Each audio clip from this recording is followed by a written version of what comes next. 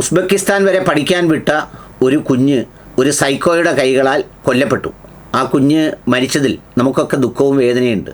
ആ മാതാപിതാക്കളുടെ പ്രയാസവും ബാക്കിയുള്ളതുമൊക്കെ നമുക്കറിയാം. ഉസ്ബെക്കിസ്ഥാനിലെ അതേ യൂണിവേഴ്സിറ്റിയിൽ ഏതാണ്ട് 350 മലയാളി കുട്ടികൾ പഠിക്കുന്നുണ്ട്. അവരെ ആരുടെയെങ്കിലും നമ്പർ എടുത്ത് ഫോണിൽ വിളിച്ച് ചോദിച്ചാൽ മലയാളത്തിൽ അവർ ഇങ്ങോട്ട് പറഞ്ഞു തരും അവിടെ നടന്ന സംഭവങ്ങൾ എന്തൊക്കെയാണ്, അവിടെ മതപരിവർത്തനം ഉണ്ടായോ, അതോ ഇവനൊരു മാനസിക രോഗിയാണോ, ഇവനൊരു സൈക്കോ ആണോ, എന്താണ് ഇവൻ്റെ ക്ലാസ്സിലെ പെരുമാറ്റങ്ങൾ, എന്താണ് അവൻ്റെ രീതി എന്നൊക്കെയാണ്. പക്ഷേ ഇപ്പോൾ ചില ആളുകൾ, നമ്മുടെ ശശികലയെ പോലെയുള്ള ആളുകൾ പറയുന്നത് കേട്ടാൽ അവനെന്തോ മതം വളർത്താനായി അല്ലെങ്കിൽ സ്വന്തം മതം ശക്തിപ്പെടുത്താൻ ഈമാൻ വർദ്ധിപ്പിക്കാൻ വേണ്ടി ഉസ്ബെക്കിസ്ഥാനിൽ പോയതുപോലെയാണ് പറയുന്നത്. എൻ്റെ ശശികല ചേച്ചിയെ, അതിന് ഈ തബ്ലീഗുകാർ പോകുന്ന ജമാഅത്തി പോക്കെന്ന് പറയുന്നൊരു പോക്കുണ്ട്. 4 വർഷം 2 വർഷം 40 ദിവസം 4 മാസം എന്നൊക്കെ പറഞ്ഞ് അങ്ങനെ അവർ പോയി എല്ലാ സ്ഥലങ്ങളിലും ചെന്ന് അവർ പള്ളികളിൽ കഴിഞ്ഞ് അവരുടെ വിശ്വാസം വർദ്ധിപ്പിച്ച് അവർ നല്ല ബലവാന്മാരായി പോകുന്ന ഒരു സർവീസിങ് പോലെയുള്ള സംഗതിയാണ്. പല മതങ്ങളിലും അത്തരം കാര്യങ്ങളുണ്ടല്ലോ. ചിലയിടത്ത് ഈ ഇത്ര ദിവസത്തെ എന്താ പറയുന്നത് ധ്യാനം എന്ന് പറഞ്ഞിട്ടുണ്ട്. ചിലർക്ക് സന്യാസത്തിനൊരു കാലാവധിയുണ്ട്. ഇതിപ്പോൾ സന്യാസവും ധ്യാനം പോലെയല്ല, വേറൊരു തരത്തിൽ ഒരു സന്യാസവും ഇല്ലാതെ തന്നെ പോയി ചെയ്യുന്ന കാര്യമുണ്ട്. എന്നാൽ ഉസ്ബെക്കിസ്ഥാനിൽ ഈ പിള്ളാരോ യവനോ ഒന്നും ജമാഅത്തിൽ പോയതല്ല എന്ന് മാത്രമല്ല, ഒരു ഈ പറയുന്ന പത്രസമ്മേളനത്തിൽ ഇതിന് ശേഷം പറയുന്നുണ്ട്, ഒരു പത്രസമ്മേളനത്തിൽ നമ്മുടെ റഷീദ് അലി തങ്ങളുടെ, പാണക്കാട് റഷീദ് അലി തങ്ങളുടെയൊക്കെ പേര് ഇതിനകത്തോട്ട് വലിച്ചിടുന്നുണ്ട്. നമ്മൾ സാറിന് പറയുമല്ലോ, ക്ഷീരമുള്ള ഒരു അകിടിൻ ചുവട്ടിലും കൊതുകിന് ചോര തന്നെ കൗതുകം എന്ന് പറയുന്നത് പോലെ നമ്മുടെ ശശികലയാകുന്ന ശശികലയാകുന്ന കൊതുക്, ആനക്കൊതുക് പറന്നുപോയി ഈ ദുരന്തമുണ്ടായ സമയത്ത് ആ കുഞ്ഞു മരിച്ചുപോയ മാതാപിതാക്കളെ ഒന്ന് ആശ്വസിപ്പിക്കാനോ സാന്ത്വനിപ്പിക്കാനോ അല്ലെങ്കിൽ ആ ഉസ്ബെക്കിസ്ഥാനിൽ പഠിക്കുന്ന നാനാജാതി മതത്തിൽപ്പെട്ട മലയാളികളായ കുട്ടികളെ ഒന്ന് വിളിച്ച് തിരക്കാനോ ഒക്കെ ചെയ്യുന്നതിന് പകരം നേരെ പറന്ന് പാണക്കാട് പോയി റഷീദ് അലി തങ്ങളുടെ ശരീരത്തുനിന്ന് ചോര കുടിക്കുകയും ആ ചോര ഇവിടെയെല്ലാം വ്യാപിപ്പിച്ച് കുറേ ആളുകളുടെ മനസ്സിൽ വിദ്വേഷവും വെറുപ്പും കത്തിക്കാൻ വേണ്ടി ശ്രമിക്കുകയും ഒക്കെ ചെയ്യുകയാണ്. എല്ലാവർക്കും അറിയാവുന്നൊരു കാര്യമാണ്, പഠിക്കാൻ പോയ 1-ാം വർഷ വിദ്യാർത്ഥിക്ക് പ്രത്യേകിച്ച് മതപരിവർത്തനത്തിൻ്റെ ആവശ്യമില്ല, പോയത് പള്ളിയിലല്ല. പിന്നെ ഈ പറയുന്ന ഹോസ്പിറ്റലിൽ, ഈ പഠിക്കുന്ന ഇൻസ്റ്റിറ്റ്യൂട്ടിൽ നിന്ന് വെള്ളിയാഴ്ച ഉച്ചയ്ക്ക് നിസ്കരിക്കാൻ പോലും വിടാറില്ല.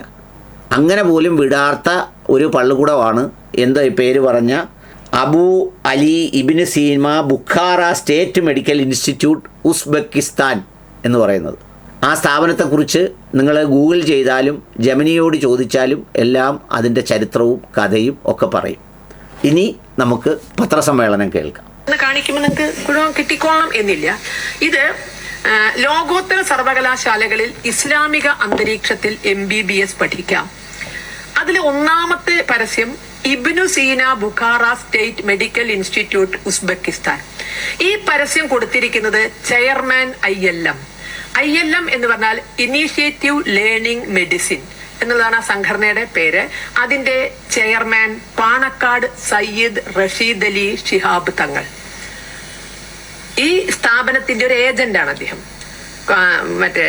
കോട്ടക്കൽ കേന്ദ്രമാക്കി പ്രവർത്തിക്കുന്ന ILMന്റെ ചെയർമാൻ മുസ്ലിം ലീഗിന്റെ സംസ്ഥാന അധ്യക്ഷനായ പാണക്കാട് സയ്യിദ് റഷീദ് അലി ശിഹാബ് തങ്ങൾ. ഇതൊരു പരസ്യമാണ്. ഇത് ശരിയല്ലേ? ഇൽമ് എന്തുവാന്ന് ചോദിക്കുന്നുണ്ട് നമ്മുടെ ശശികല ചേച്ചി ഈ പത്രസമ്മേളനത്തിൽ. ചേച്ചിക്ക് ഇതിനെക്കുറിച്ച് ഇൽമില്ല, വിവരമില്ല, അറിവില്ലാത്തതുകൊണ്ടാണ് പറയുന്നത്. ഒന്ന്, ഈ മുസ്ലിം ലീഗിൻ്റെ സംസ്ഥാന അധ്യക്ഷൻ പാണക്കാട് റഷീദ് അലി ശിഹാബ് തങ്ങളല്ല, അത് സയ്യിദ് സാദിഖ് അലി ശിഹാബ് തങ്ങളാണ്. അത് രണ്ടും 2 പേരാണ്. കേവലം പേര് മാറുന്നതനുസരിച്ച് സ്ഥാനം മാറിപ്പോയാൽ വല്ലാത്ത വിഷയം വരില്ലേ? ഇപ്പോൾ ശശികല എന്ന് പറയുന്ന ആളിന് പകരം ഞങ്ങളുടെ വീട്ടിലോ പരിസരത്തോ ചുറ്റുപാടുകളിലോ ഒക്കെയുള്ള ഏതെങ്കിലും ഒരു ശശികല ചേച്ചി വന്നാൽ ശശികല ചേച്ചി ആ കസേരയിൽ ഇരുത്തുമോ? ഇരുത്തത്തില്ലല്ലോ. അപ്പോൾ അതുകൊണ്ട് അതാണ് 1-ാമത്തെ തെറ്റ്. പിന്നെ 2-ാമത്തെ കാര്യം മനസ്സിലാക്കേണ്ടത്, തങ്ങൾ എന്നുള്ള പേരുള്ളതുകൊണ്ട് ജീവിക്കാൻ എന്തെങ്കിലും മാർഗവും തൊഴിലും അതിനുള്ള വരുമാന മാർഗവും കണ്ടെങ്കിലല്ലേ അവർക്കും ജീവിക്കാനൊക്കെ ഉള്ളൂ. അല്ലെങ്കിൽ പിന്നെ പിഞ്ഞാണി എഴുതണം, അല്ലെങ്കിൽ ആറ്റപ്പൂക്കോയ തങ്ങളെപ്പോലെ പാട്ടുപാടി തട്ടിക്കളിച്ച്, അല്ലെങ്കിൽ വേറെന്തെങ്കിലും വരുത്താൻ പറ്റുന്ന പണിയും ഒക്കെ ആയിട്ട് ഇറങ്ങണം. പാണക്കാട് തങ്ങന്മാരുടെ ഒരു പ്രത്യേകത, അവരാരും അത്തരം ഈ ഊതിക്കളയുന്നവരും പറത്തി വിടുന്നവരും എടുത്തടിക്കുന്നവരും കുഴിച്ചിടുന്നവരും ഒന്നും അല്ലാത്തതുകൊണ്ട് ഈ കാണുന്ന തിളക്കത്തിനെല്ലാം അകത്ത് അവർക്കൊരുപാട് ജീവിത പ്രയാസങ്ങളും അത്തരം കാര്യങ്ങളും ഒക്കെ ഉണ്ട്. അതൊന്നും പ്രത്യേകിച്ച് പറഞ്ഞ് അല്ലെങ്കിൽ ഈ പറഞ്ഞതുപോലെ എവിടുന്നെങ്കിലും കൈയിട്ട് വാരാൻ അവർക്ക് സ്വന്തമായി വരുമാനം വരുന്ന ഒരു പള്ളിയോ അല്ലെങ്കിൽ ഇപ്പോൾ അയോധ്യ ക്ഷേത്രത്തിൽ നിന്നൊക്കെ എല്ലാവരും വാരിയതുപോലെ വാരാനൊരു അവസരമൊന്നുമില്ല, അതിനവർ മെനക്കെടാറുമില്ല. അപ്പോൾ അതുകൊണ്ട് അവരെന്തെങ്കിലുമൊക്കെ എഡ്യൂക്കേഷണൽ ഇനിഷ്യേറ്റീവോ അല്ലെങ്കിൽ അത്തരം കാര്യങ്ങളോ ഒക്കെ ചെയ്യുന്നത് സ്വാഭാവികമാണ്. അതിനെയാണ് ചേച്ചി ഇത് പറഞ്ഞത്. ഇതിലൊരു കാര്യം കൂടി ചേച്ചി പറയുന്നുണ്ട്. ഇതിൻ്റെ ഒരു ഏജൻസിയാണ്, ശശികല ചേച്ചിക്ക് അറിയാവുമെന്ന് എനിക്കറിയത്തില്ല, ഞാനിതിനെക്കുറിച്ച് പഠിച്ചപ്പോൾ ഈ Abu Ali Ibn Sina Bukhara State Medical University എന്ന് പറയുന്ന ഈ യൂണിവേഴ്സിറ്റിക്ക് ഇന്ത്യയിൽ മൊത്തം 15 കോൺട്രാക്റ്റിംഗ് ഏജൻസീസ് ഉണ്ട്. അഡ്മിഷൻ കോൺട്രാക്റ്റിംഗ് ഏജൻസീസ് എന്നാണ് ഇവരെ പറയുന്നത്. എബ്രോഡ് പഠിക്കാം, പറന്ന് പഠിക്കാം, ഓടിപ്പഠിക്കാം എന്നൊക്കെ പറഞ്ഞ് പരസ്യം കണ്ടിട്ടില്ലേ, അതുപോലെയാണ് ഇത്. ഇതിൽ 13 നോർത്ത് ഇന്ത്യയിലാണ്, 2 സൗത്ത് ഇന്ത്യയിലുള്ളത്. ആ 2 ഒന്നാണ് ഈ പറഞ്ഞ സംഗതി. അപ്പം നിങ്ങൾ വിചാരിക്കും ഇതെന്തിനാ ശശികല ചേച്ചി പറഞ്ഞത്, ഇതുമായി എന്തെങ്കിലും ബന്ധം ഈ പറഞ്ഞ ഏജൻസിക്കുണ്ടോ എന്ന്. ഇപ്പം പറയുന്നത് ഒരു കുഞ്ഞിനെ ഒരു സൈക്കോ കൊന്നതിനെക്കുറിച്ചാണല്ലോ പറയുന്നത്. എന്നാൽ മനസ്സിലാക്കേണ്ടത് ഈ ഇരയാക്കപ്പെട്ട മോളോ ഈ കൊന്ന ക്രൂരനോ ഇവരെ 2 പേരെയും അവിടേക്ക് കൊണ്ടുപോയതുമായി ബന്ധപ്പെട്ട് യാതൊരു ബന്ധവും പാണക്കാട് റഷീദ് അലി തങ്ങളുടെ സ്ഥാപനത്തിനില്ല. അപ്പോൾ പിന്നെ ഇതെന്തിനാ പറഞ്ഞത്? അതാണ് ഞാൻ ആദ്യം പറഞ്ഞത്. ക്ഷീരമുള്ളൊരകിടിൻ ചുവട്ടിലും കൊതുകിന് ചോര തന്നെ കൗതുകം. പാലുണ്ട്, അതുകൊണ്ട് അത് ഇഷ്ടം പോലെ ഉണ്ടെങ്കിലും പാല് വേണ്ട, ചോര മതി. കാരണം എന്താണ്? ചോര കുടിച്ച് ശീലിച്ചതും ചോര കുടിച്ച് വളർന്നതും കൊണ്ട് ചോരയാണ് ഏറെ ഇഷ്ടം. ഇനി ബാക്കി കേട്ടോളൂ. അല്ലെങ്കിൽ ഞങ്ങൾക്കെതിരെയല്ല കേസ് കൊടുക്കേണ്ടത്, ഈ പരസ്യമിട്ട ഈ കോട്ടക്കല സ്ഥാപനത്തിനെതിരെയാണ് കേസ് കൊടുക്കേണ്ടത്. അപ്പൊ അതിൽ കൃത്യമായി പറയുന്നു, ആൺകുട്ടികൾക്കും പെൺകുട്ടികൾക്കും ധാർമ്മിക ചുറ്റുപാടിൽ ഇൽമ ഹോസ്റ്റലുകൾ. എന്താണ് ഇൽമ? അറബി വാക്ക് എനിക്ക് അറിയാൻ വയ്യ. ഇൽമ ഹോസ്റ്റലുകൾ. പക്ഷേ നമ്മൾ ഇന്നലെ മുതൽ മിനിഞ്ഞാന്ന് മുതൽ ചർച്ച ചെയ്തുകൊണ്ടിരിക്കുന്നത് ആൺകുട്ടികൾക്കും പെൺകുട്ടികൾക്കും ഒരുമിച്ചുള്ള ഒരേ കെട്ടിടത്തിനകത്ത് പിന്നെ താമസിക്കാനുള്ള സൗകര്യമാണ് അവിടെ ഒരുക്കിയിരുന്നത്. ഇവിടെ ഇസ്ലാമിക വിവാഹങ്ങളിൽ ആണിനും പെണ്ണിനും ഒരു വേദിയിലിരുന്ന് ഭക്ഷണം കഴിക്കാൻ പാടില്ല. വ്യത്യസ്ത വേദിയിലൂടെ വിവാഹവേദിയിലേക്ക് ഈ പാണക്കാട് തങ്ങളുടെ കുടുംബത്തിൽ നടക്കുന്നിടത്ത് പോലും വ്യത്യസ്ത വേദികളിലാണ് ഭക്ഷണം. അടുത്ത ദിവസം ഒരു കല്യാണം അവിടെ നടന്നു. വ്യത്യസ്ത വേദികളിലാണ് ആണിനും പെണ്ണിനും ഭക്ഷണം വിളമ്പുന്നത്. അതാണ് ഇസ്ലാമിക ചുറ്റുപാടെങ്കിൽ ഇസ്ലാമിക ചുറ്റുപാടിൽ പഠനം എന്ന് പറഞ്ഞിട്ട് എങ്ങനെ ഒരേ ഹോസ്റ്റലിനകത്ത് ഇവരെ ഇട്ടു? അപ്പൊ അങ്ങനെ ഇട്ടുകൊണ്ട് മതപരിവർത്തനം എന്ന ഉദ്ദേശം ഇതിന്റെ പിന്നിലുണ്ടോ? ഇതാണ് നമ്മുടെ ചേച്ചി ചോദിച്ചു നിർത്തുന്നത്. യഥാർത്ഥത്തിലുള്ള സംഗതി എന്താണെന്നറിയോ? യഥാർത്ഥത്തിലുള്ള സംഗതി ഈ പറയുന്ന പെൺകുട്ടി അവിടേക്ക് പോയത് തിരുവല്ലയിലുള്ള ഒരു സ്ഥാപനത്തിൻ്റെ, അതൊരു സബ് കോൺട്രാക്റ്റ് സ്ഥാപനമാണ്, അവർക്ക് കോൺട്രാക്റ്റിംഗ് ഏജൻസി അല്ല.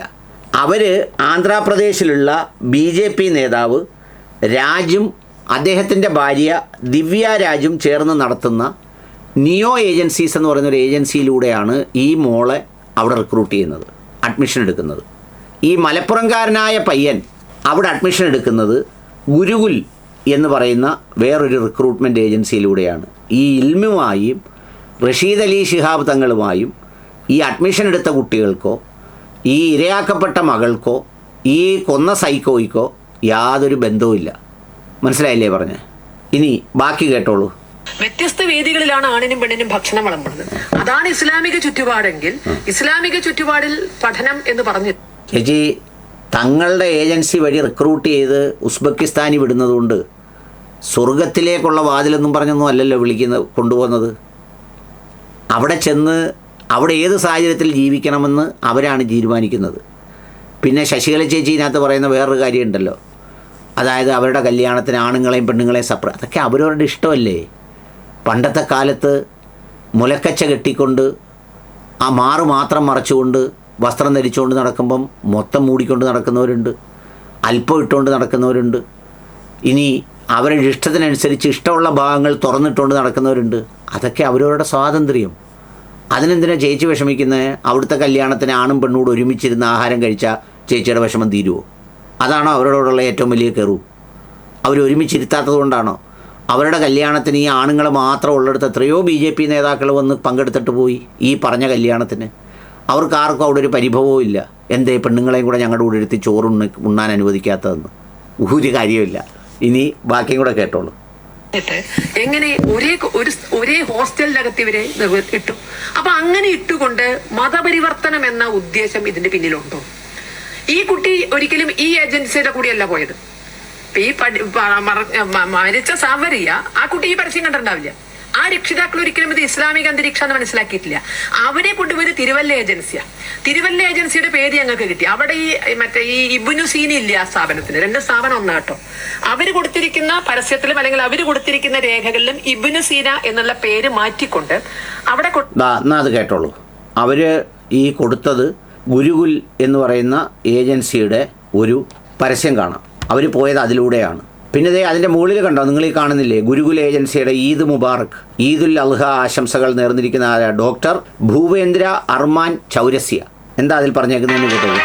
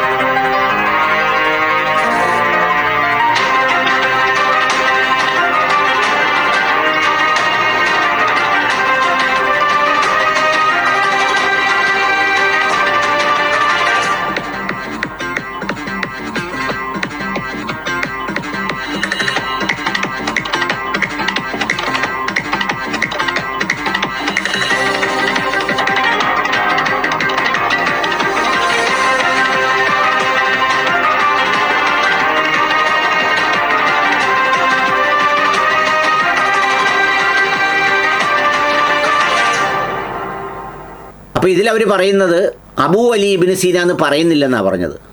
നിങ്ങളെ കാണിച്ച ഗുരുകുൽ അവരുടെ വീഡിയോയിൽ ആ ബോർഡ് കാണിക്കുന്നത് അബൂ അലി ഇബ്നു സീന എന്നാണ്. അത് ആർക്ക് യൂട്യൂബിൽ സെർച്ച് ചെയ്താലും സാമൂഹ്യ മാധ്യമത്തിൽ സെർച്ച് ചെയ്താലും ഇത് ഫുള്ളും കിട്ടും.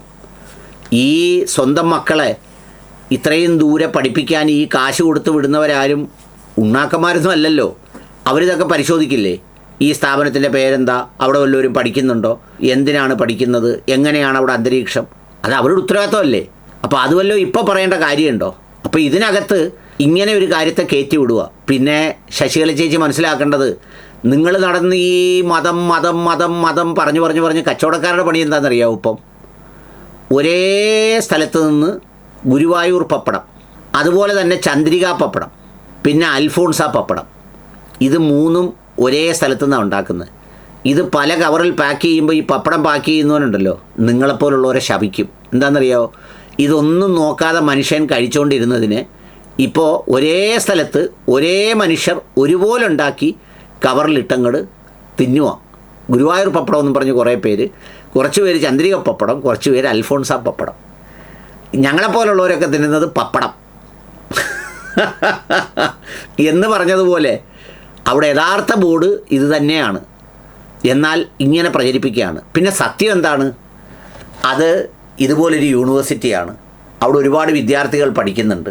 അവിടെ പഠിക്കുന്ന കുട്ടികൾക്ക് ആ ക്യാമ്പസിനകത്ത് ഹോസ്റ്റലുണ്ട്. ആ ഹോസ്റ്റല് ബോയ്സ് ഹോസ്റ്റലുണ്ട്, ഗേൾസ് ഹോസ്റ്റലുണ്ട്. അതുകൂടാതെ ഈ ഇൽമെന്നൊക്കെ പറയുന്ന സ്ഥാപനങ്ങൾ നടത്തുന്ന ഹോസ്റ്റലുണ്ട്. അവരുമായിട്ടൊന്നും ഈ മരണപ്പെട്ട 2 പേർക്കും യാതൊരു ബന്ധവുമില്ല. അവിടുത്തെ സ്വാതന്ത്ര്യം 3 വർഷക്കാലം ഈ ഹോസ്റ്റലുകളിൽ കഴിയണം. അത് കഴിഞ്ഞ് അവരവർക്ക് ഇഷ്ടമാണെങ്കിൽ പുറത്ത് അപ്പാർട്ട്മെൻ്റ് എടുക്കാം. അപ്പാർട്ട്മെൻ്റ് എടുത്ത് മാറണം. അങ്ങനെ മാറുമ്പോൾ ആൺകുട്ടികൾ ഒരുമിച്ച് അപ്പാർട്ട്മെൻ്റ് എടുക്കുന്നതുണ്ട്, പെൺകുട്ടികൾ മാത്രം അപ്പാർട്ട്മെൻ്റ് എടുക്കുന്നതുണ്ട്, 2 പേരും കൂടി ചേർന്ന് അപ്പാർട്ട്മെൻ്റ് എടുക്കുന്നതുണ്ട്. അങ്ങനെ അപ്പാർട്ട്മെൻ്റ് എടുത്ത് അവിടെ ജീവിക്കുന്നു സന്തോഷമായിട്ട്. കല്യാണമൊക്കെ അവർ അന്ന് മുതലേ അങ്ങ് കഴിക്കും. ഈ അപ്പാർട്ട്മെൻ്റ് എടുത്തണം മുതൽ അങ്ങ് കഴിക്കും. പിന്നെ ഇവിടെ വന്ന് വീട്ടിൽ പറയും ഞങ്ങൾ 2 പേരും തമ്മിൽ സ്നേഹമാണ് എന്ന് പറയുമ്പം 2 പേരും ഡോക്ടർമാരൊക്കെ ആണെങ്കിൽ വീട്ടുകാർ പുളി മുണുങ്ങിയതുപോലെ സമ്മതിക്കും. അങ്ങനെ കല്യാണം കഴിച്ച് ജീവിക്കുന്ന ഒത്തിരി പേരുണ്ട്, ഒരേ ജാതിയിൽ പല ജാതിയിൽ. അന്നേരം ഒന്നും സാധാരണക്കാരായ നമുക്ക് ആർക്കും ഒരു വഴക്കുമില്ല, ഒരു പ്രശ്നവുമില്ല, അവരാരും ഒരു വഴക്കും ഉണ്ടാക്കത്തില്ല. എന്നാൽ ഇതുപോലെ ഏതെങ്കിലും മാനസിക രോഗിയെ, ഇവൻ ഒന്നാന്തരം ഒരു സൈക്കോ ആയിരുന്നു അത്രേ. ഇവൻ്റെ പരീക്ഷയ്ക്ക് ക്ലാസ് റൂമിൽ പഠിപ്പിച്ച അധ്യാപകർ മാർക്ക് കൊടുത്തപ്പോൾ ഇവൻ്റെ മാർക്ക് കുറഞ്ഞു പോയതിന് ഭ്രാന്തനെ പോലെ അവൻ അതിനകത്ത് വയലൻ്റായ കഥകൾ കൂടെ പഠിച്ച കുട്ടികൾക്കൊക്കെ അറിയാം. നിങ്ങളെ അവിടുത്തെ കുട്ടികളുമായിട്ട് ബന്ധപ്പെട്ടാൽ മതി. എന്നിട്ട് അവൻ എന്ത് ചെയ്തു? ഈ വീടെടുത്ത് താമസിച്ചു ഒരുമിച്ച്. ഒരാഴ്ചയായുള്ളൂ താമസിച്ചിട്ട്. അതിനിടയിലാണ് ഇത് സംഭവിക്കുന്നത്. അപ്പോൾ ഇതിനകത്ത് ഒരു മാനസിക രോഗിയും സൈക്കോയും ക്രൂരനുമായ ഒരുത്തൻ്റെ അവൻ്റെ ക്രൂരതയ്ക്ക് ഒരു പാവം പെൺകുട്ടി ഇരയായി എന്നുള്ളതിനപ്പുറത്ത് ഇതിൽ വേറൊരു കാര്യവുമില്ല.